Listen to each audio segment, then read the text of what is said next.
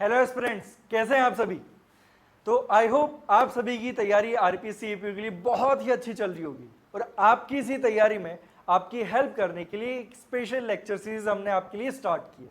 और इस lecture series से हमारी एक ही कोशिश है कि आपको इन सब्जेक्ट्स को इस तरीके से तैयार करवाएं कि कल को जब आप एग्जाम देने जाओ तो आपके मन में किसी भी तरह का कोई डाउट ना रहे कि यार ये मैं थोड़ा सा ऐसे पढ़ लेता, क्या इस सब्जेक्ट में मुझे ऐसे पढ़ना चाहिए, अच्छा इसमें कुछ एक्स्ट्रा मटेरियल रेफर कर लेता, ये जजमेंट रेफर कर लेता।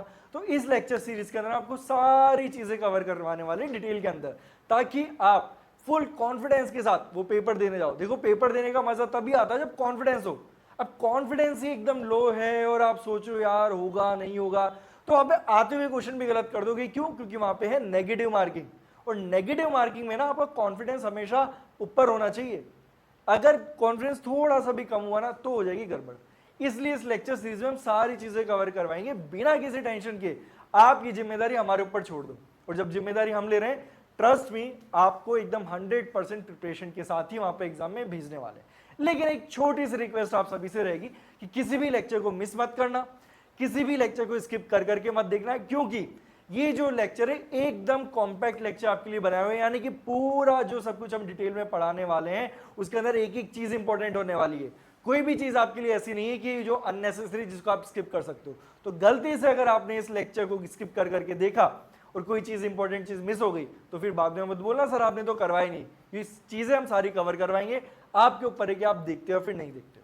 तो चलिए इसी लेक्चर सीरीज के अंदर हमने सबसे पहले स्टार्ट किया हमारा SC/ST prevention of atrocities act, और इसी लेक्चर को आगे बढ़ाते हुए हम स्टार्ट करें हमारी क्लास नंबर 2, जिसके अंदर हम फाइनलिस्ट बैरेट को स्टार्ट करने वाले हैं। कल की क्लास में यानी कि प्रीवियस क्लास के अंदर हमने देखा था कि ये जो SC/ST एक्ट है आया क्यों है, जिसके अंदर हमने समझा था कि ये जो एक्ट आया इसकी रिक्वायरमेंट क्यों थी। इसलिए थी कि भाई जो ऑलरेडी एग्जिस्टिंग IPC या BNS है वो इन सारे इश्यूज को एड्रेस ही नहीं कर पा रहा है। इवन दो SC/ST एक्ट के अंदर जो ऑफेंसेस बनते हैं वो सारे ऑफेंसेस मोटे मोटे कहीं ना कहीं IPC या BNS के अंदर कवर्ड है, जैसे कि ट्रेसपास कवर्ड है, असॉल्ट कवर्ड है, क्रिमिनल इंटिमिडेशन कवर्ड है, हर्ट कवर्ड है, ग्रीवियस हर्ट कवर्ड है, सब कुछ कवर्ड है। बट स्टिल ये SC/ST एक्ट आया है, और क्यों आया ये रीजन समझा था प्रीवियस क्लास में। तो अगर आपने वीडियो नहीं देखा है तो जाइए उस क्लास को देखिए, ताकि आपको समझ में आए कि ये एक्ट हमें पढ़ना क्यों है, और ये जो क्वेश्चन है कि पढ़े क्यों, ये कैसे आपकी हेल्प करेगा एग्जाम क्लियर करने में, वो भी मैंने आपको समझाया प्रीवियस क्लास में। तो जाइए बिना देर कीजिए करे उस वीडियो को जरूर देखिए। तो चलिए फाइनली स्टार्ट करते हैं हमारा आज का lecture. Welcome to Sarathi institute of law, आपका अपना लीगल चैनल। देखिए ये जब हम SC/ST एक्ट स्टार्ट करने वाले, मैंने कल की क्लास में बोलता, आज हम डिस्कस करेंगे कि इस एक्ट की इंपॉर्टेंस क्या है हमारे एग्जाम के अंदर। क्योंकि देखिए जो भी कॉम्पिटिटिव एग्जाम होते हैं ना वो आपके सेमेस्टर एग्जाम की तरह नहीं है, उसमें आपको टारगेट बनाना पड़ता है, हर एक्ट को लेकर टारगेट बनाना पड़ता है कि मुझे क्या पढ़ना है, कितना पढ़ना है, किस एक्ट के ऊपर कितना ज्यादा ध्यान देना है, स्मार्ट वर्क करना है। क्योंकि देखो गधा और घोड़ा बराबर है, लेकिन ज्यादा रेस्पेक्ट किसकी की जाती है? घोड़े की। और बेइज्जती कौन किसकी होती है? गधे की। क्या गधा मेहनत नहीं करता? वो भी करता है, बहुत मेहनत करता है, लेकिन वो इतना स्मार्ट नहीं है जितना घोड़ा है। इसीलिए यहां पर हमको घोड़े की तरह काम करना है, मेहनत भी करनी है लेकिन दिमाग लगा के। और उसके लिए आपको देखना पड़ेगा कि सिलेबस क्या है और वहां पर जो PYQs है आपके प्री के वो कौन से एरिया से कवर किए जा रहे हैं, कौन सा वो पार्ट है जो आपके एग्जाम में पूछा जा रहा है। तो देखिए अगर मैं सिलेबस की बात करूं तो प्री का सिलेबस बड़ा सिंपल सा है, section 1 to 2, then atrocity section 3 to 9। यानी कि प्री के अंदर आपको सेक्शन 1 से लेकर सेक्शन 9 तक कवर करना होगा। और वहीं पर अगर मैं मेंस की बात करूं तो सेक्शन 1 से लेकर 9 जो आपका प्री का सिलेबस है वो तो है, उसके बाद सेक्शन 14 and 15, देन 15 है, देन 18 से लेकर 20, जो पहले 16 से लेकर 20 हुआ करता था। यानी कि मोटा मोटा आपसे पूरा का पूरा एक्ट पूछा जा रहा है, कुछ एक सेक्शन से जिनको स्किप किया जा रहा है। अब हम देखते हैं कि PYQs प्री वाले किस तरीके से पूछे गए। देखो लास्ट टाइम यानी कि जो अभी लास्ट वैकेंसी थी APOQ के अंदर 3 क्वेश्चन SC/ST एक्ट से पूछे गए थे। 3 क्वेश्चन, क्वेश्चन नंबर 11, 27, 66। और अगर आप यहां पर देखोगे, ये क्वेश्चंस देखोगे तो आपको समझ में आएगा इसमें से जो 2 क्वेश्चन है, question number 11 and question number 66, ये आपके डायरेक्ट बैरेक्स यानी कि सेक्शन नंबर बेस्ड है। अगर आपने सिर्फ और सिर्फ इंडेक्स भी पढ़ा होता तो भी आप ये 2 क्वेश्चन तो इजीली कर सकते थे। हाँ, ये जो क्वेश्चन नंबर 2 है यानी कि क्वेश्चन नंबर 27 जो है, ये करने के लिए आपको बैरेट खोलना पड़ता। यानी कि अगर मैं बोलूं कि बिना बैरेट को डिटेल में जाए 66% काम तो आपका वैसे ही हो गया इंडेक्स देख के, तो बिल्कुल सही बोल रहा हूं। 3 में से 2 क्वेश्चन जो सीधे इंडेक्स है, तो यानी कि 66.66%। तो यहां पर आपको बात समझनी चाहिए कि बैरेट की जो बैड लैंग्वेज है वो कितनी ज्यादा इंपॉर्टेंट है। और देखिए ये जो एग्जाम होने वाला ना एक लेवल अप ही जाएगा, ये इस तरीके का पेपर शायद आपको देखने को ना मिले। तो अगर आप ये सोच रहे हो ना कि एग्जैक्टली जो PYQs है, जो एग्जैक्टली लास्ट ईयर पैटर्न था एग्जाम का, हम वही फॉलो कर लेते हैं ना, ये गलती बिल्कुल भी मत करना, क्योंकि लास्ट ईयर पेपर बहुत बहुत बहुत ज्यादा इजी आया था। इस बार ऐसा नहीं होगा, तो इसीलिए एक्स्ट्रा एफर्ट्स डालने पड़ेंगे। और एक्स्ट्रा एफर्ट्स कैसे डालने अभी हम डिस्कस करेंगे। जब सेक्शंस को आप चार्ट्स के थ्रू पढ़ोगे, डायग्राम्स के थ्रू पढ़ोगे, कौन सी डेफिनेशन के अंदर क्या इंपॉर्टेंट टर्मिनोलॉजी, ये सारी चीजें जब आप समझोगे, तब आपकी दिमाग एकदम दिमाग के जो दरवाजे खुलेंगे कि अच्छा इस सेक्शन को ऐसे याद करना है, अच्छा ये सेक्शन तो मुझे डिफिकल्ट लग रहा था, इसको तो मैं ऐसे याद कर लूंगा। तो ये सारी चीजें हम कवर करने वाले हैं हमारे आज के इस वीडियो के अंदर। अब देखिए एक छोटी सी रिक्वेस्ट मैं आपसे करूंगा कि जब हम ये एक्ट पढ़ रहे हैं ना, तो अपना जो बैरेक्ट है वो साथ में ओपन करके रखिए, क्योंकि आपको सारी चीजें बैरेक्ट के अंदर मैच करती हुई चलना है। और जो मैं टिक करवाता जाऊं, जो मैं बोलूं उसको अंडरलाइन करो, यहां पर बॉक्स बनाओ, यहां पर स्टार मार्क करो, ये सारी चीजें आपको करनी है। और मैंने कल की क्लास में भी बोला था कि एक बेस्ट टीचर ढूंढने से पहले ये देखो कि क्या आप एक बेस्ट स्टूडेंट हो या फिर नहीं हो, क्या आप उस कैटेगरी में फॉल कर रहे हो, क्या आप वो सारे काम कर सकते हो जो एज अ स्टूडेंट आपको करने चाहिए, जो टीचर आपसे डिमांड करता है, क्या वो सारे आप काम कर रहे हो। अगर कर रहे हो देन ट्रस्ट मी, कोई भी एग्जाम आपके लिए कोई बड़ी चुनौती नहीं है। लेकिन अगर आप खुद एक बेस्ट स्टूडेंट नहीं बन सकते ना, तो एक बेस्ट टीचर ढूंढने की और एक बेस्ट टीचर से उसका बेस्ट एक्सपेक्ट करने के लिए आपको बिल्कुल भी उम्मीद नहीं रखनी चाहिए, क्योंकि एफर्ट दोनों साइड से होता है। अगर बच्चा एफर्ट डालता है तो ही टीचर उसे एक स्टेप आगे लेके जाता है। अगर बच्चा ही मेहनत नहीं कर रहा तो टीचर को क्या लगेगा, जो मैं पढ़ा रहा हूं वही उसे समझ में नहीं आ रहा, ये इतनी भी मेहनत नहीं कर रहा, इसको एडवांस पढ़ा के क्या करूं। तो इसीलिए पहले बेस्ट स्टूडेंट बनो और उसके बाद देखो क्या टीचर्स आपके लिए बेस्ट एफर्ट डाल पा रहे हैं फिर नहीं। तो इसलिए अपना बैरेक्ट जरूर ओपन करके रखो, क्योंकि सारी चीजें मैं वैसे ही आपको करवाने वाला हूं। ओके, तो चलो स्टार्ट करते हैं। सबसे पहले हमारे बैरेक्ट के अंदर जो सारी प्रिलिमिनरी चीजें जो आपको पता होनी चाहिए इस सेट से रिलेटेड। चलो स्टार्ट करते हैं। हमारा जो प्रिलिमिनरी पोर्शन है वो देखो, सबसे पहले आपको जो इस एक्ट के बारे में पता होना चाहिए वो सारी इंफॉर्मेशन यहाँ पर है। यानी कि एक्ट आया कब था, कब इसको प्रेसिडेंट की असेंट मिली, और कब ये जो एक्ट है ये एनफोर्सेबल हुआ। ये तीनों चीजें आपको पता होनी चाहिए। देखो कब ये एक्ट बना था, 1989 में ये एक्ट बना था। क्यों? क्योंकि प्रेसिडेंट की असेंट कब मिली थी, 11 सितंबर 1989। और ये कब जो एक्ट है एनफोर्सेबल हुआ, ये हुआ 30 जनवरी 1990 को। ये जो सारी स्लाइड्स है, जो पीपीटीज है, ये आपको डिस्क्रिप्शन बॉक्स में मिल जाएंगी, लिंक आपको मिल जाएगा, उस लिंक पर क्लिक कीजिए और वहां से आप ये सारा मटेरियल जो है डाउनलोड कर सकते हैं। ओके, अब आपके लिए बैरेक्ट मैंने भी ओपन किया हुआ है। यहां पर मैं आपको सारी चीजें बताता हूं साइड बाय साइड, ये कहां पर आपको ये सारी चीजें अपने बैरेक्ट के अंदर देखनी है। देखिए यहां पर जो लिखा था 11 सितंबर 1989, यानी कि ये वो दिन है जिस दिन ये जो हमारा बिल है ये क्या बन गया था, एक्ट बन गया था। ओके, इसको किस दिन प्रेसिडेंट से असेंट मिली थी। ओके, 11 सितंबर 1989। उसके अलावा ये एक्ट नंबर 33 ऑफ 1989, यानी कि ये जो एक्ट नंबर है, एक्ट नंबर 33, यानी कि 89 में 1989 में जो एक्ट बने उसमें इसका नंबर क्या आता है, 33। ओके, इसके बाद ये एक्ट एनफोर्सेबल कब हुआ, ये देखने के लिए आपको जाना होता है यहां पर बैरेक्ट के फुटनोट वाले एरिया के अंदर। यहां पर आपको देखने को मिलेगा, ये सारी चीजें अंडरलाइन कर लो, 30 जनवरी 1990, 30 जनवरी 1990 को ये जो हमारा एक्ट है क्या हो गया था, ये एनफोर्सेबल हो गया था। तो ये जो चीजें मैंने आपको अंडरलाइन करवाई है वो आपको अंडरलाइन करके रखनी है, और बैरेक्ट के अंदर वो आप करके रखो ताकि आपको ये सारी चीजें पता रहे, याद रहे। ओके, तो क्या आपको ये चीजें क्लियर हो गई है? फिर से मैं बता रहा हूं, 11 सितंबर 1989 को प्रेसिडेंट से इसको असेंट मिली है, 30 जनवरी 1990 को ये जो एक्ट है ये फाइनली एनफोर्सेबल हो गया था। और उसके अलावा यहां पर जो एक और चीज मैंने आपको बताई थी, एक्ट नंबर, ठीक है, एक्ट नंबर 33 ऑफ 1989, ये तीनों चीजें, ये तीनों इंफॉर्मेशन आपको पता होनी चाहिए। मैं रिपीट कर रहा हूं, एक्ट नंबर 33 1989, प्रेसिडेंट की असेंट कब मिली है, 11 सितंबर 1989, और उसके बाद ये एक्ट एनफोर्सेबल कब हुआ, 30 जनवरी 1990 सॉरी। ये आपको सारी डेट्स याद होनी चाहिए। ओके, आई होप आप सभी ने अंडरलाइन कर लिया होगा, इसको मार्क कर लिया होगा, ताकि आप इसमें किसी भी तरह की गड़बड़ ना करो।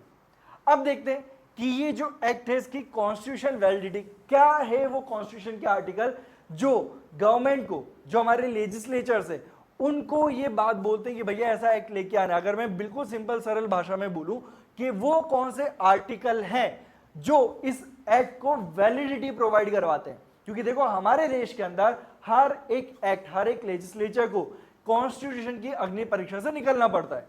अगर वो एक्ट कॉन्स्टिट्यूशन की उस अग्नि परीक्षा को क्रॉस नहीं कर पाए तो वहीं जल के भस्म हो जाएगा, यानी कि वो क्या डिक्लेयर हो जाता है, अनकॉन्स्टिट्यूशनल, या फिर हम उसको इनवैलिड भी बोल सकते हैं। तो यहां पर वो कौन से आर्टिकल है जो ये बात करते हैं कि भैया हमारे पास ऐसा कोई एक्ट हो सकता है। अब ये पढ़ाने से पहले मैं आपको बताता हूं कि भैया ऑब्जेक्टिव, एक्ट के जो ऑब्जेक्टिव हो वो भी आपको पढ़ने होते हैं। देखो यहां पे लिखा हुआ है an act to prevent the, एक second, an act to prevent the commission of offences of atrocities against the member of scheduled castes and scheduled tribes, to provide for special courts and exclusive special courts for the trial of such offences and for the relief, अब देखो, relief, rehabilitation of victims of such offences and for matters connected therewith and or incidental thereto। यानी कि भैया ये जो terminology है ये आपको पता होनी चाहिए। क्यों? क्योंकि भैया ये एक्ट आया क्यों है ये भी तो आपको पता होना चाहिए। कल भी तो हमने यही डिस्कस किया था कि एक्ट आया क्यों है, तो ये सारी चीजें आपको यहां पर देखने को मिल रही है। अब ये पढ़ना क्यों जरूरी है? ये पढ़ना इसलिए जरूरी है ताकि आपको पता चल जाता है कि इस एक्ट को हमको किस तरीके से इंटरप्रेट करना है, कितना एक्सपेंड करना है। जैसे कि अगर मैं आपसे क्वेश्चन पूछ लूं कि भैया मुझे एक बात बताओ कि अगर कोई एक जनरल कैटेगरी का इंडिविजुअल है, उसके साथ किसी दूसरे जनरल कैटेगरी के इंसान ने बदतमीजी कर दी, गाली गलौज कर दिया, उसका अपमान कर दिया पब्लिक में, और उसको एक जो हम बोलते हैं ना लोअर कास्ट, यानी कि जो SC ST कम्युनिटी को जो बोला जाता है, जो इन जनरल रेफर करते हैं, जिसकी वजह से एक्ट है, तो उस जनरल कैटेगरी के इंसान को किसी दूसरे जनरल कैटेगरी के इंसान ने पब्लिक में बेइज्जती करते हुए, SC ST कम्युनिटी की किसी कास्ट का नाम लेते हुए उसको बेइज्जत कर दिया, कह रहे तू तो ये है। तो क्या वहां पर वो जनरल कैटेगरी वाला इंसान SC ST के अंदर किसी भी तरीके से कोई रिलीफ मांग सकता है, फिर नहीं मांग सकता? ये कैसे पता चलेगा? जब यहां पे क्या लिखा हुआ है साफ साफ, commission of offences of atrocities against the member of scheduled caste and scheduled tribe. साफ साफ बोल दिया गया कि अगर SC ST कम्युनिटी के किसी इंडिविजुअल के अगेंस्ट में अगर ये ऑफेंस हो रहा है तो ही ये एक्ट एप्लीकेबल है, अदरवाइज नहीं। यानी कि कल को अगर आपने किसी जनरल कैटेगरी या फिर OBC कैटेगरी के इंसान की बेइज्जती की, तो ऐसी सिचुएशन में वो जो ऑफेंस है SC ST एक्ट के अंदर फॉल नहीं करेगा। ठीक है, क्या ये बात समझ में आ गई? और हमें कैसे पता चला? ये लाइन पढ़ के। इसलिए मैं बोलता हूं कि ये जो ऑब्जेक्टिव क्लॉज है, सॉरी ये जो प्रीएम्बल है, पढ़ना कितना ज्यादा जरूरी है। ओके, क्या ये चीज समझ में आ गई है? अब चलो यहां से हम देखते हैं कि कॉन्स्टिट्यूशन की वो कौन से आर्टिकल है जो इस एक्ट को वैलिडिटी देते हैं। क्यों? क्योंकि देखो ये जो एक्ट है कहीं ना कहीं डिस्क्रिमिनेशन तो कर ही रहा है। ये एक स्पेशल एक्ट है किस कम्युनिटी के लिए? SC ST कम्युनिटी के लिए। और जैसा कि अभी मैंने एक एग्जांपल दिया कि A ने B की बेइज्जती कर दी पब्लिक में, और दोनों जनरल कैटेगरी को बिलोंग करते हैं, और जब B की उसने बेइज्जती की है और उसको कास्ट स्लर्स बोले, तो क्या SC ST एक्ट में आएगा? नहीं ना। तो बेचारा करे तो क्या करे? तो ये नहीं बोल सकता कि सर मुझे क्यों नहीं दे रहे हो प्रोटेक्शन, ये तो डिस्क्रिमिनेशन हो गया। और हमारा आर्टिकल 14 तो इक्वालिटी की बात करता है। इसीलिए हमें समझना जरूरी है कि कौन से वो आर्टिकल हैं जो यहां पर इस एक्ट को कॉन्स्टिट्यूशन वैलिडिटी प्रोवाइड करवाते हैं। सबसे पहले जो हमारा आर्टिकल 14 है वो बात करता है equality before law and equal protection of law, लेकिन साथ में हमारा आर्टिकल 14 क्या प्रोवाइड करवाता है? एक्सेप्शन। क्या है वो exception? Permits reasonable classification treating unequals equally में इटसेल्फ रिजल्ट इन इक्वालिटी। यानी कि भैया जब हमारी सोसाइटी के अंदर इक्वालिटी ऑलरेडी एग्जिस्ट करती है, general category SC ST category, तो यहाँ पे जब इनइक्वालिटी क्रिएट हो रखी है, तो अगर आपने इनको इक्वल ट्रीट कर लिया, यानी कि अगर SC ST की कोई पब्लिक में बेइज्जती कर रहा है, उनको कास्ट स्लर बोल रहा है, उनके साथ डिस्क्रिमिनेशन कर रहा है ऑन द बेसिस ऑफ क्या? कास्ट, अगर आपने उनको जनरल कैटेगरी की तरह ट्रीट किया, उनको रिलीफ नहीं दिया, तो ये भी तो इनइक्वालिटी हो गई। इसीलिए आर्टिकल 14 क्या प्रोवाइड करता है? आपको अलाउ करता है कि आप रीजनेबल क्लासिफिकेशन कर सकते हो, लेकिन जो इंपॉर्टेंट टर्म है क्या है वो? रीजनेबल। क्लासिफिकेशन रीजनेबल होना चाहिए। अगर वो क्लासिफिकेशन आर्बिट्ररी हुआ, मन मर्जी से क्या, ठीक है इसको प्रोटेक्शन दे दो, इसको मत दो, सर लॉजिक क्या है मुझे नहीं पता, बस मेरा मन कर रहा है, तो ये मन वाली बात नहीं, रीजनेबल क्लासिफिकेशन होना चाहिए। उसके बाद आर्टिकल 15 4 जो साफ साफ बोलता है कि स्पेशल लॉज बनाए जा सकते हैं किन लोगों के लिए?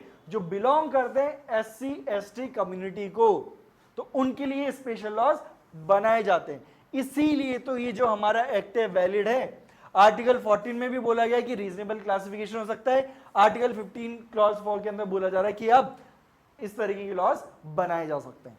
उसके बाद आर्टिकल 17 जो अनटचेबिलिटी को अबॉलिश करता है और SC ST कम्युनिटी को बहुत लंबे समय से अनटचेबल माना गया है। अब तो काफी हद तक सिचुएशन कंट्रोल में है, बट स्टिल अभी भी बहुत से एरियाज है जहां पर उनको अनटचेबल ही माना जाता है।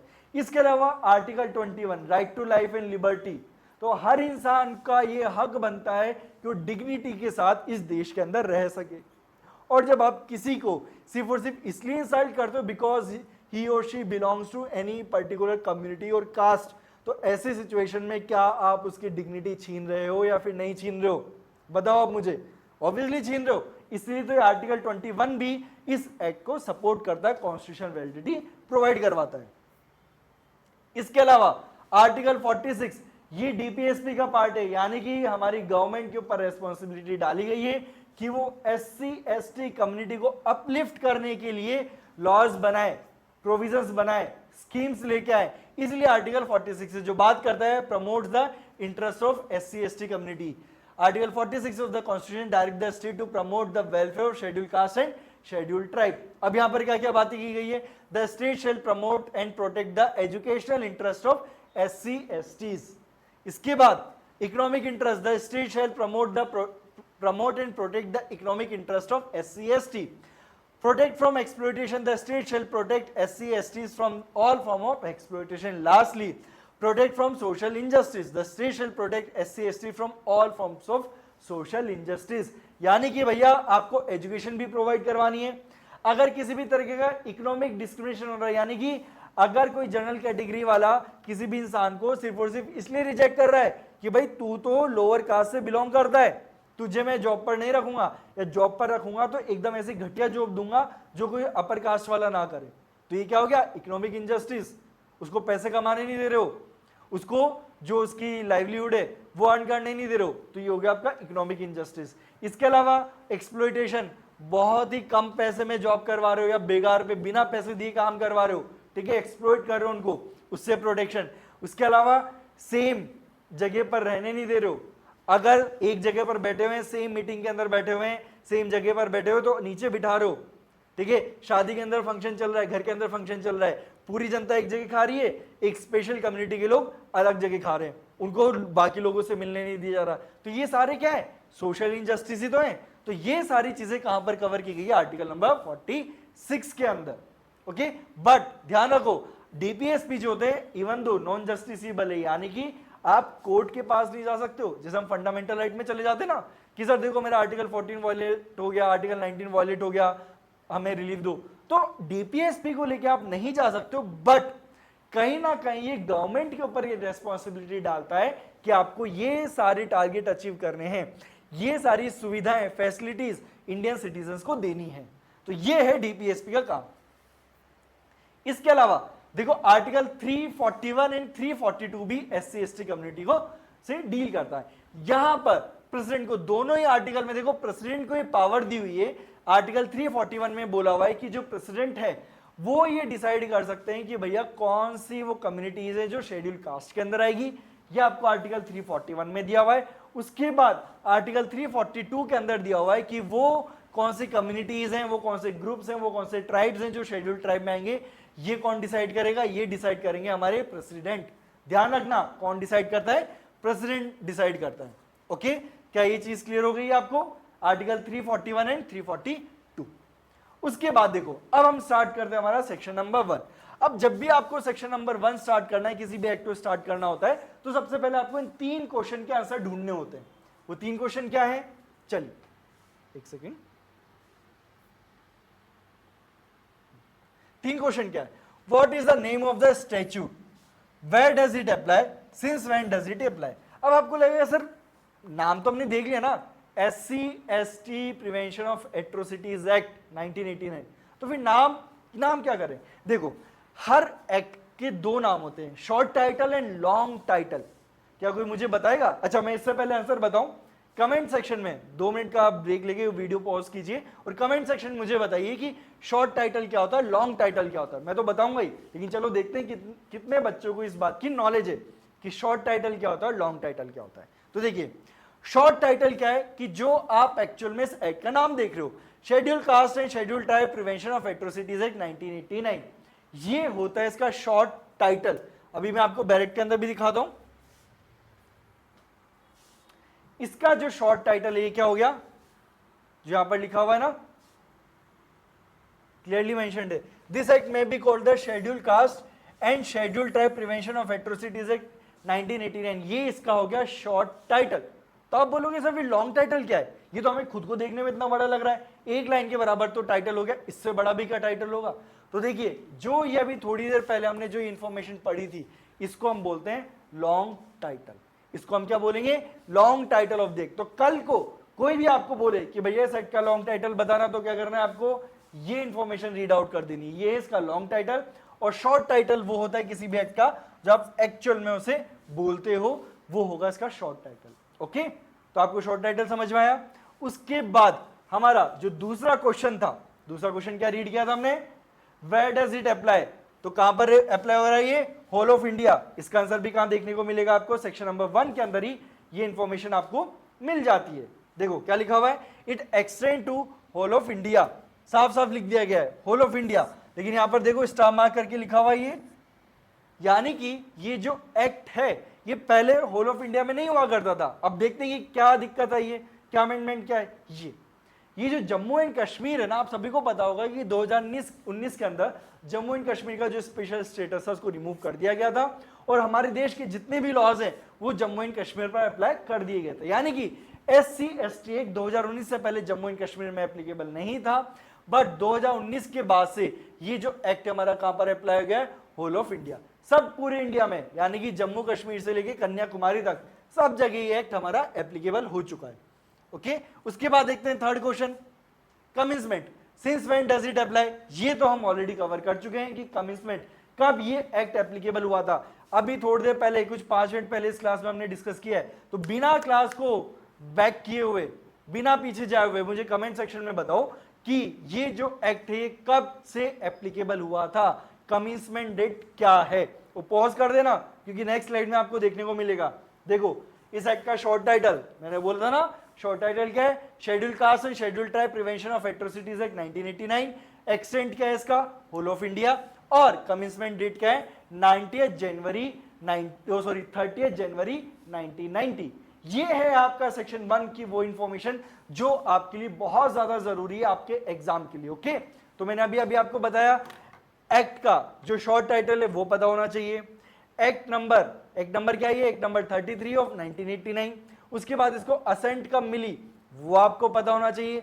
इसके बाद ये एक्ट एनफोर्सेबल कब हुआ ये पता होना चाहिए, और लास्टली ये कहां पर एप्लीकेबल है ये भी आपको पता होना चाहिए। तो ये हमारा सेक्शन 1 कंप्लीट हो चुका है, आई होप आपको समझ में आया होगा।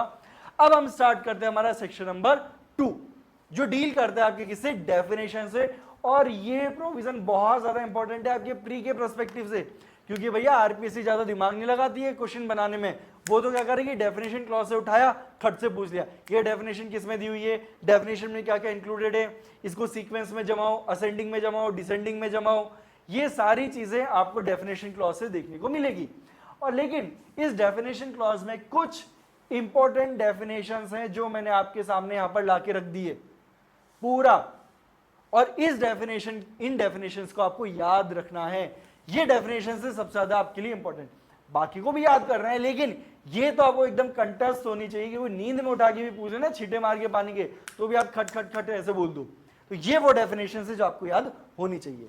अब आपको कैसे याद रहेगा कि यार वो कौन कौन सी डेफिनेशन है जो मैं याद रखूं, सिंपल सी बात है, हम इसको कहानी की तरह लेके चलते हैं। देखिए, अगर मैं बोलता हूं कि दो इंडिविजुअल है ए और बी, उन दो इंडिविजुअल के बीच में लड़ाई हुई है, ठीक है, लड़ाई हुई है, तो ये जो एक्ट है किससे डील करता है, ऑफेंसेस ऑफ एट्रोसिटीज। कि आपने क्या किया है, लोअर कास्ट के इंडिविजुअल के साथ। अब मैं देखो बार बार लोअर कास्ट इसलिए नहीं बोल रहा हूं कि मैं इनको लोअर कास्ट मानता हूं, मैं इसलिए बोल रहा हूं कि हमारी सोसाइटी के अंदर इनको किस तरीके से ट्रीट किया जा रहा है, ताकि आपको ये चीजें याद रहे, है ना, कुछ यूनिक ना लगे यार ये क्या चीज हो गई, तो मैंने कभी पहले पढ़ी ही नहीं है। जस्ट अ मिनट, हाँ ओके, ठीक है। तो देखो, अगर मैं बोलता हूं ए और बी के बीच में लड़ाई हो गई है, एट्रोसिटीज, ऑफेंसेस हुए हैं, तो क्या हो गया, एट्रोसिटीज। तो सबसे पहले आपको क्या याद रखना है, एट्रोसिटीज। इनकी क्लॉज नंबर भी मैं बताऊंगा नेक्स्ट स्लाइड के अंदर। अब जब एट्रोसिटी हुई है तो दोनों में से कोई एक तो होगा ना विक्टिम, तो नेक्स्ट डेफिनेशन आपको क्या याद रखनी है, विक्टिम की। अब जब एक विक्टिम होगा तो अब ऐसी सिचुएशन में, जैसे आपने कई बार देखा होगा कि जो लोअर जिस तरीके के ऑफेंसेस होते हैं, तो यहां पे क्या किया जाता है कि कई बार हत्या कर दी जाती है। बात इतनी ज्यादा बढ़ जाती है कि आप जो है अपर कास्ट वाले जो इंसान है वो लोअर कास्ट वाले इंसान की हत्या तक कर देते हैं इस एक्ट के अंदर। तो अगर कल को यहां पर जो विक्टिम है अगर उसकी डेथ हो गई है, तो भैया कोई ना कोई तो होगा ना जिसको रिलीफ दिया जाएगा, कोई तो होगा जो उस केस को लड़ेगा। तो वो कौन होगा, वो होंगे हमारे डिपेंडेंट, यानी कि विक्टिम के डिपेंडेंट कौन है वो हमको देखना है। अच्छा, अगर ऑफेंस हुआ है तो कोई ना कोई विटनेस भी तो होगा। बिना विटनेस के आप कैसे प्रूव करोगे कि ऑफेंस हुआ है कि नहीं हुआ। कल को मैंने बोल दिया सब मैं लोअर कम्युनिटी का हूं और मेरे साथ किसी अपर कम्युनिटी के इंसान ने बदतमीजी की, गाली गलौज किया, मेरा अपमान किया, just because I belong to a particular community, तो कोर्ट क्यों मान लेगा। पहले आपको विटनेसेस लाके प्रूव भी तो करना पड़ेगा, ऐसे चलते फिरते थोड़ी ना कोर्ट मान लेंगे। तो इसलिए आपको क्या लगेगा, विटनेस। अब जब आपके पास ये सारे लोग हो गए तो आप जाएंगे कोर्ट के पास। कोर्ट के पास जाएंगे तो ये आ गया आपका स्पेशल कोर्ट। अच्छा, एक चीज और रह गई, पब्लिक सर्वेंट। जब आपके पास सारे लोग हो गए तो आप अपनी कंप्लेंट लेके पहले पुलिस ऑफिसर के पास जाएंगे ना। तो पुलिस ऑफिसर कौन होता है, आपका पब्लिक सर्वेंट होता है। जब पुलिस ऑफिसर के पास चले गए, उसने पूरी इन्वेस्टिगेशन कर ली, तो अब मैटर किसके पास चला गया, कोर्ट के पास। ठीक है, तो ये कोर्ट इस मैटर को ट्राई करेंगे। अब जब कोर्ट ये मैटर ट्राई करेगा तो उसमें आपको वकील भी तो चाहिए होगा कि नहीं होगा, वकील साहब। तो वकील साहब कौन है, स्पेशल पब्लिक प्रोसिक्यूटर। तो ये पूरी कहानी है, मैं रिपीट कर रहा हूं। दो लोगों के बीच में लड़ाई हुई है, ऑफेंस हुआ है, तो क्या ऑफेंस हुआ होगा, एट्रोसिटीज का। ऑफेंस हुआ है तो कोई ना कोई विक्टिम जरूर होने वाला है। कोई विक्टिम होगा तो कल को मर गया तो उसके बेसिस पर, उसके बिहाफ पर कौन रिलीफ मांगेगा, तो हमारे आगे डिपेंडेंट। जब ये लोग आ गए तो ऑफेंस प्रूव करने के लिए उस घटना को किसी ने तो देखा होगा, तो वो बन गया आपका विटनेस। अब आप ये सारी चीजें कंफर्म करके गए किसके पास, पुलिस के पास, कि साहब देखो मेरे साथ ऐसे बदतमीजी की गई है, मेरा ऐसा अपमान किया गया है। तो पुलिस ऑफिसर कौन निकला, आपका पब्लिक सर्वेंट। अब जब ये सब कुछ हो गया, पुलिस ने इन्वेस्टिगेशन कर ली है, तो फिर मैटर कहां जाएगा, कोर्ट के पास। तो इस एक स्पेशल कोर्ट बनेगा जो सिर्फ और सिर्फ डील करेगा किससे, SC ST कम्युनिटी के साथ, की केसेस के साथ। ओके, एंड लास्टली वहां पर उस कोर्ट के अंदर प्रोसीडिंग कंटिन्यू करने के लिए, प्रोसीडिंग इनिशिएट करने के लिए आपको वकील चाहिए होगा। तो वकील कौन होगा, स्पेशल पब्लिक प्रोसिक्यूटर, यानी कि पब्लिक प्रोसिक्यूटर, लेकिन स्पेशलाइज्ड पब्लिक प्रोसिक्यूटर जो सिर्फ और सिर्फ SC ST के जो एक्ट के जो मैटर है उनसे डील करने वाला है। ओके, चीज समझ में आ गई आपको। अब इन्हीं डेफिनेशन को हम यहां पर देख लेते हैं। अब देखो इसके अंदर ये जो 6 डेफिनेशन है, इनके अंदर ये 6 डेफिनेशन एक साथ ही हो गया आपकी स्पेशल पब्लिक प्रोसिक्यूटर की। इन 7 डेफिनेशन में क्या क्या इंपॉर्टेंट टर्मिनोलॉजी है ये मैंने इस तरीके से यहाँ पे लिख दिया है। तो हम पहले पढ़ेंगे बैरेक्ट से, फिर उसके बाद आएंगे इस डायग्राम के ऊपर। ओके, चलिए देखो, सबसे पहले atrocities. Atrocity means offence punishable under section 3। इसमें तो कुछ याद ही नहीं करना है।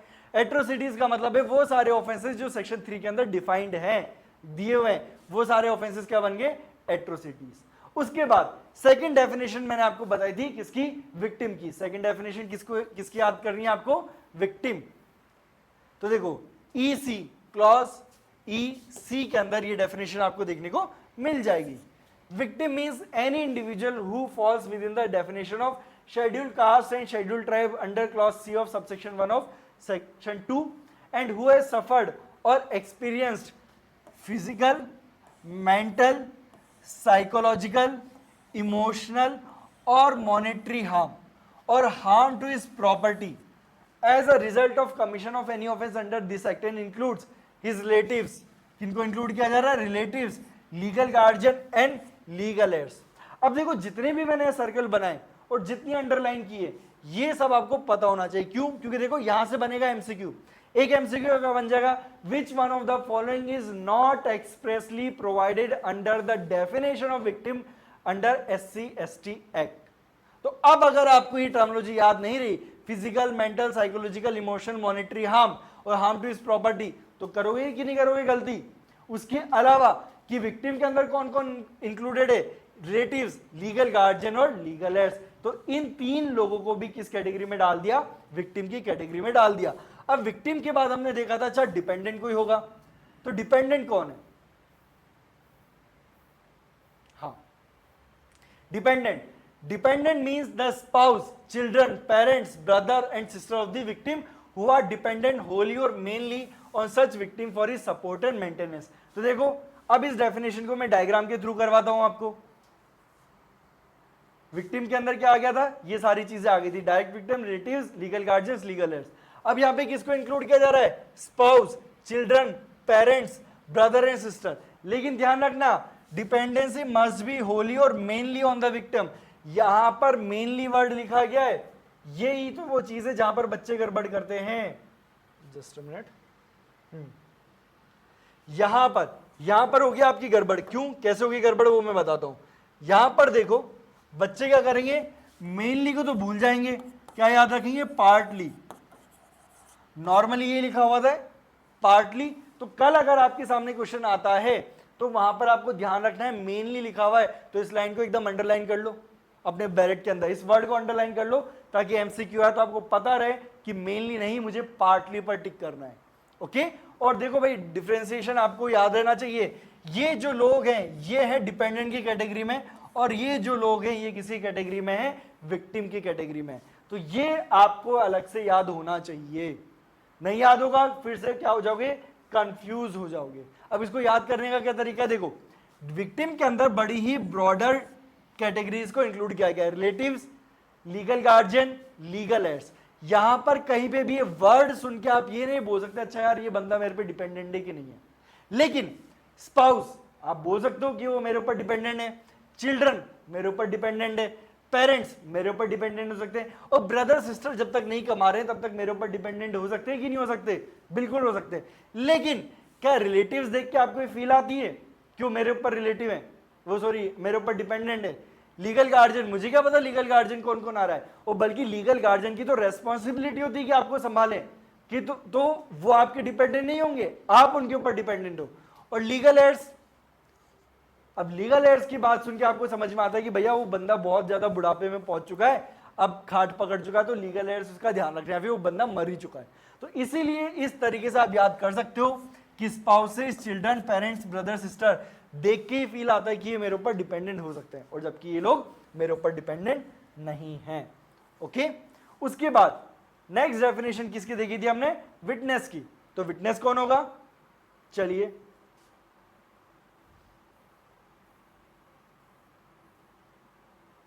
witness means any person who is acquainted with the facts and circumstances or is in possession of any information or has knowledge necessary for the purpose of investigation, inquiry or trial of any crime involving an offense under this act, and who is or may be required to give information or make statement or produce any document during investigation, inquiry or trial of such case includes victim of such offence. यानी कि देखो ये बहुत ही जरूरी, ये जो छोटी छोटी चीज मैं बता रहा हूं ना आपको, अंडरलाइन कर रहा हूं, वो ध्यान रखना। यानी कि witness includes the victim of such offence, यानी कि victim can also be a witness. अब ये कोई बोलने की बात होती नहीं है, लेकिन देखो आपको सीआरपीसी वगैरह में क्या इस तरीके से देखने को मिलता है कि क्या है क्या नहीं है? क्या किसी दूसरे एक्ट में इस तरीके से देखने को मिलेगा? नहीं। यहां पर आपको देखने को मिल रहा है कि विक्टिम को भी विटनेस की डेफिनेशन में एक्सप्रेसली इंक्लूड किया है। तो अगेन ये एक बहुत अच्छा एरिया है जहां से आपके लिए एमसीक्यू बन सकता है, तो इसको अंडरलाइन करके रखो। अब इसको अगर मैं आपको डायग्राम के थ्रू बताऊं, है ना, वैसे हम डबल बार कर रहे हैं लेकिन बहुत अच्छा आपको याद भी हो जाएगा साथ के साथ डायग्राम और इससे। Any person who is acquainted with the facts and circumstances of the case और is in position of any information और इज नॉलेज और documents necessary for investigation, inquiry और trial of an offence. Okay, और देखो include the victim of such offence. तो अगर आपने slide देख ली ना तो आप मुझे बताओ क्या कोई गलती करोगे क्या? जब मैंने अलग से साइड में ही निकाल के रख दिया तो क्या गलती की कोई गुंजाइश है कि नहीं है? मुझे तो नहीं लगता कि गलती होनी चाहिए। आपको ऐसे ही तो चीजें याद रहेंगी बुलेट पॉइंट्स में बना के या अलग से बना के। ओके, नेक्स्ट डेफिनेशन है आपकी पब्लिक सर्वेंट की। पब्लिक सर्वेंट यहाँ पे सिंपल सा बोला गया, public servant is defined under section 21 of IPC. अब मुझे बताओ बीएनएस का कौन सा प्रोविजन होगा, ये कमेंट सेक्शन में मुझे जरूर बताना कि बीएनएस का वो कौन सा सेक्शन है जो पब्लिक सर्वेंट से डील करता है। Includes any other person deemed to be public servant under any other law for the timing in force, includes any person acting in his official capacity under the central state government. यानी कि ये 3 category बना दी गई है किसकी, public servant की। Okay देखो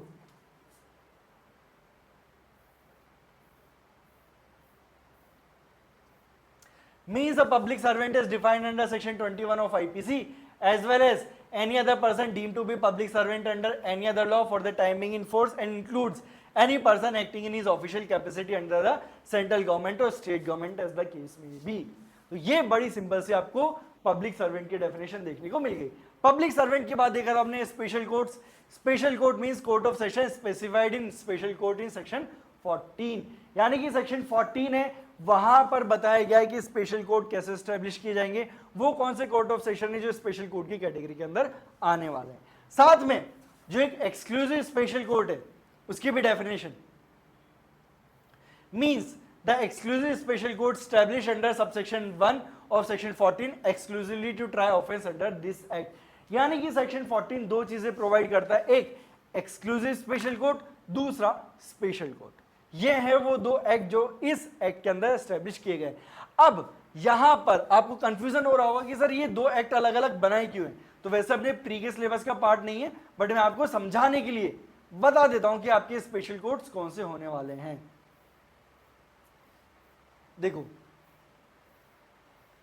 special courts for the purpose of providing for speedy trial the state government shell with the concurrence of chief justice of high court by notification and official gazette establish exclusive special court for one or more district। यानी कि भैया सबसे पहले establish किए जाएंगे क्या, exclusive special court in each district, और अगर लगता है कि एक डिस्ट्रिक्ट में नहीं हमें दो डिस्ट्रिक्ट का मिला के एक में करना है तो आप वैसा भी कर सकते हैं। ओके अब देखो provided in district where the less number of cases under this act is recorded the state government shall with the concurrence of chief justice of high court by notification the official gazette specify for such district the court of session to be special court to try the offence under this act। यानी कि भैया कोई ऐसा district है जिसके अंदर matter बहुत ही ज्यादा कम आ रहे हैं, बहुत ही ज्यादा कम मैटर आ रहे हैं, और आप उसके लिए एक स्पेशल सेपरेट कोर्ट बना दो, अब वहां पे जैसा बैठ के मक्खी मार रहे हैं तो क्या फायदा होगा।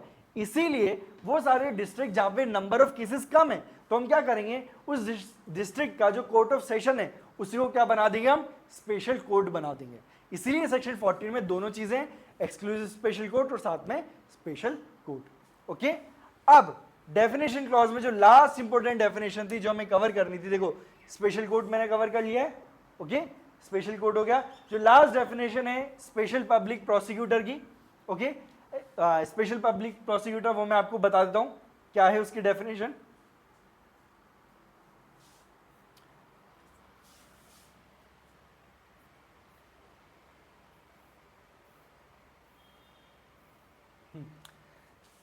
Special public prosecutor means a public prosecutor specified as special public prosecutor or an advocate referred to in section 15। यानी कि सेक्शन 14 में हमने कोर्ट स्टैब्लिश किए, सेक्शन 15 में हमने स्पेशल पब्लिक प्रोसिक्यूटर को अपॉइंट कर दिया। तो ये है वो प्रोविजंस जो आपको डेफिनेशन क्लॉज में से स्पेसिफिकली याद होने चाहिए। अब जो रिमेनिंग प्रोविजंस है वो मैं आपको फटाफट से बता दूं कि क्या है ये। डिपेंडेंट हमने देख लिया था, कोड का मतलब होता है सीआरपीसी।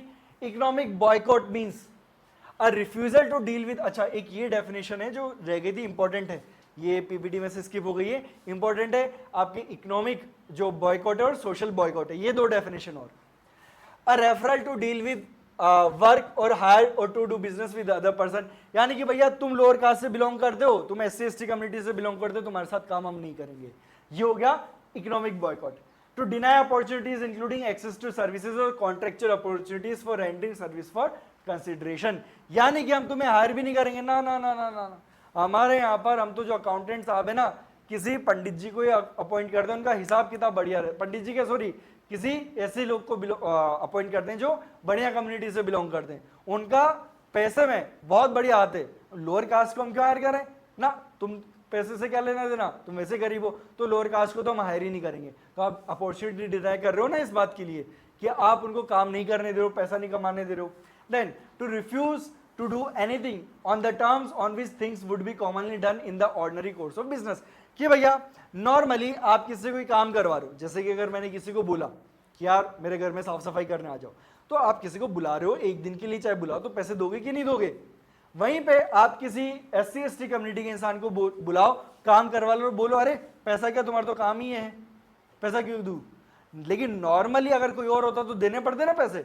तो यही बोला जा रहा है कि अगर आप नॉर्मल कोर्स ऑफ बिजनेस में, ऑर्डिनरी कोर्स ऑफ बिजनेस में जैसा डील करते हो किससे, अगर वैसा नहीं कर रहे हो just because that person belongs to particular community, तो किसमें आ गया वो? इकोनॉमिक बॉयकॉट में। Lastly, to absent from professional और business relation with that one would maintain with other person.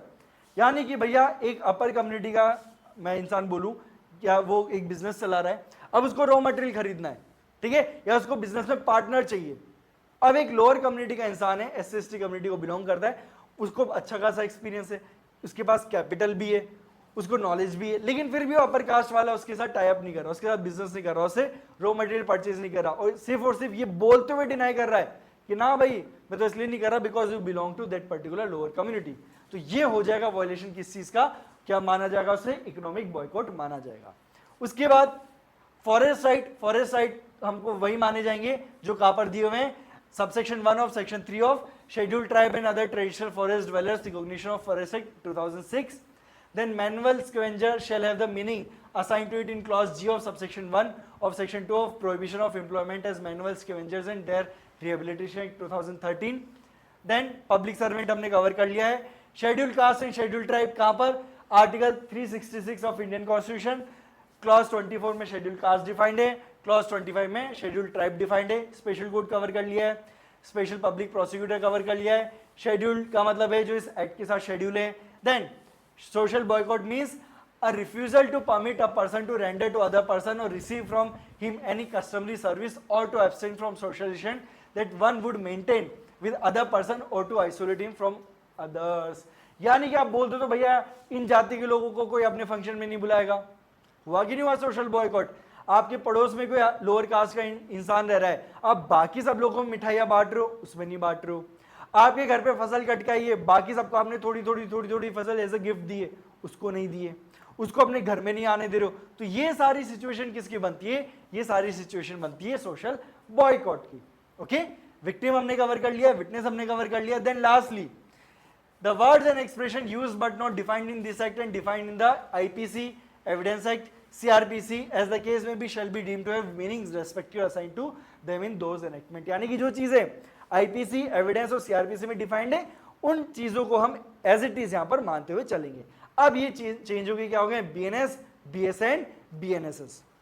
Then lastly, any reference in this act to any enactment और any provision thereof shall in relation to an area in which such enactment or such provision is not in force be construed as a reference to the corresponding law in force in that area। इसका मतलब क्या हुआ? देखो बहुत simple सी चीज है, मैं आपको एग्जांपल के थ्रू समझाता हूं। जैसे कि आप ये देखो कि जो हमारा नागालैंड है, अब मैं आपसे उम्मीद करता हूं कि आप कंट्रीब्यूट करोगे इसके अंदर। जो नागालैंड है वहां पर BNSS के कुछ प्रोविजंस एप्लीकेबल नहीं है ना। तो अब ऐसे सिचुएशन में क्या करोगे आप? तो SC/ST एक्ट के अंदर ये बोला गया है कि भैया वो टेरिटरीज जहां पर SC/ST एक्ट तो एप्लीकेबल है, लेकिन वो लॉ जिसको रेफर किया जा रहा है SC/ST एक्ट के अंदर वो एप्लीकेबल नहीं है। जैसे कि SC/ST एक्ट के अंदर बोल दिया कि जो इन्वेस्टिगेशन करेंगे पुलिस ऑफिसर वो वैसे ही करेंगे जैसे कि BNSS के अंदर की जाती है, और लेट्स सपोज BNSS का वो पार्ट वहां पर एप्लीकेबल नहीं है, तो क्या होगा? तो भैया नागालैंड में कोई तो लॉ होगा जो इस चीज से डील कर रहा होगा, BNSS ना सही कोई दूसरा लॉ होगा। तो जो दूसरा लॉ होगा ना, हम ये मान लेंगे कि SC/ST एक्ट के अंदर वही वर्ड लिखा हुआ है। यानी कि जो सबसेक्शन 2 वो ये बोलता है भाई वो टेरिटरीज जहां पर SC/ST एक्ट तो एप्लीकेबल है, लेकिन कोई भी ऐसा लॉ जो रेफर किया जा रहा है इस एक्ट के अंदर, यही बात तो लिखी गई है, any reference in this act to any enactment और any provisions thereof shall in relation to an area in which such enactment or such provision is not in force। यानी कि SC/ST act, this act SC/ST act, any enactment और any provision, तो मैं मान के चलता हूं CrPC, in relation to an area in which such enactment or such provision is not in force, यानी कि Nagaland, be construed as reference to the corresponding law if any in force in that area, यानी कि in Nagaland, यानी कि BNSS की जगह कोई दूसरा लॉ अगर वहां पर एप्लीकेबल है, दूसरा प्रोविजन एप्लीकेबल है, तो उस प्रोविजन को हम ऐसा मान लेंगे कि यहां पर उस एक्ट को SC/ST एक्ट के अंदर रेफर किया जा रहा है। यह है हमारा सेक्शन नंबर 2। तो हमने section number 1, section number 2 cover कर लिया है। बहुत इंपॉर्टेंट चीज एमसीक्यू की खा नहीं है जो आज हमने कवर किया लेक्चर, इस लेक्चर के अंदर, कब एक्ट अप्लाई हुआ, एक्ट नंबर क्या है, कब उसको कंसेंट मिली है, शॉर्ट टाइटल क्या है, किस एरिया में एप्लीकेबल है, कहां पर नहीं है, उसके बाद डेफिनेशन क्लॉज। तो अपने आप में ये एमसीक्यू के अंदर बहुत भारी वेटेज लेके चलते हैं, इसीलिए आपको बहुत अच्छे से याद करना होगा। और अगेन ये जो पीपीटीज, ये जो स्लाइड्स में आपके सामने लेके आया, जो कंटेंट लेके आया, वो सभी आपको डिस्क्रिप्शन बॉक्स में अवेलेबल होगा। वहां पर हमारी वेबसाइट का लिंक होगा, उस लिंक पर आपको क्लिक करना है, वहां पर फ्री मटेरियल के अंदर जाना है, वहां पर आपको सारी चीजें अवेलेबल हो जाएंगी। ओके, सो आई होप ये लेक्चर आपके लिए यूजफुल रहा होगा, आपको चीज समझ में आई होंगी। अगर आपको लगता है कि हमें हमारी अप्रोच के अंदर कुछ चेंजेस करने चाहिए, आप कुछ सजेशन देना चाहते हो या फिर आपके कुछ डाउट्स हैं, तो आप सब कुछ कर सकते हो हमारे कमेंट सेक्शन के अंदर। जितने भी डाउट्स हैं, जितने भी इश्यूज हैं, सबको रिजॉल्व किया जाएगा, लेकिन एफर्ट आपको डालना पड़ेगा। जैसे मैंने बोला ना, बेस्ट स्टूडेंट बनना है, तो देखना है कि कितने बच्चे एक्चुअल में बेस्ट स्टूडेंट बन पाते हैं। So that's all for today. अब मिलते हैं नेक्स्ट क्लास के अंदर नेक्स्ट टॉपिक के साथ, जो होने वाला है सेक्शन नंबर 3, जो इस पूरे एक्ट का क्या है, हार्ट एंड सोल है। अगर आपने सेक्शन 3 समझ लिया तो मान के चलो इस सेट का 50% काम आपने डन कर दिया, इसलिए उस लेक्चर को मिस नहीं करना है। ओके, तो मिलते हैं नेक्स्ट क्लास में। That's all for today and thanks for watching.